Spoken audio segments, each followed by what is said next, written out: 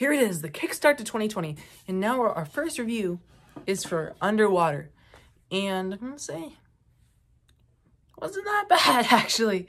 Most of the time, studios release the crap around this time. And I don't really watch a lot of new movies in January or February, just because January and February is kind of the time where I catch up on the stuff I missed in 2019 because they're probably getting awards buzz. I've seen every single Best Picture nomination except for Little Women, which I actually want to watch tonight. So, but I am slipping some 2020 movies I plan to see Doolittle just so I could, because I need to, by the end of the 2020, I need to make a worst list, so that'll be fun. So let me see Bad Boys for Life, but first I need to watch the first two. And The Turning came out, but I guess I'll also be on the worst list. But right now we're talking about Underwater, which is probably, what I'm hearing, probably the best one of them. And I'll say it was pretty decent. But let's just get into my problems first. The writing wasn't the best. It just, some characters were awfully written, like TJ Miller's character. There's some gags that were just based on him where he just felt like he was in a completely different movie. It literally felt like they put green screen behind some outtakes for Deadpool and just placed it into this movie. Some of his writing didn't work, and some of the writing in general didn't work. It's a very familiar plot, copies a lot of stuff that we've seen before, but does have its take on it. You could have taken out 2 complete characters and there'd be nothing different. There's 2 characters, especially one at the beginning, that they introduce and then they get rid of, and you're like, what was his point? Seriously. He was just there and then he wasn't. Same with some other characters.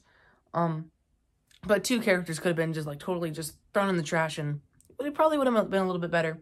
But let's get into the pros. These characters feel human, and I really like that, because there's moments in this movie where they see a dead body, they're like, oh my god, that's a dead person. And I was like, thank you. Because we don't get that often where in a disaster movie like this where they see a when they see a dead person and they're like, oh my god. In most movies, they're like, onward, when they see a dead person.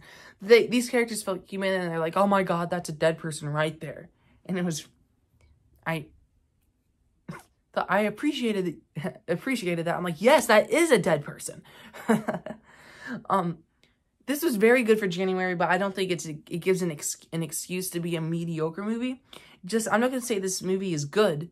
It's not. It's mediocre. But just because it came out in January doesn't mean I'm going to call it good. Because I've seen some other reviewers saying, it's so good for January, it's so good. I'm like, it's still a movie. It's still a mediocre movie. Yeah. This movie does feel super claustrophobic, and it does, and I was very impressed by some of the scenes in the very beginning. Well, one scene in the very, very beginning where I was just cringing at what was going on. And, it was very claustrophobic, the whole entire movie. Kristen Stewart, however you say her name, did a really good job in this movie. Obviously not like awards contender, but she did a pretty good job. And this movie leaves a lot of questions unanswered. And I really like that, because it feels like horror movies nowadays feel like they have to answer every single question, but they left a lot of stuff open. I was really happy to see that. This movie had some very cool looking slow motion.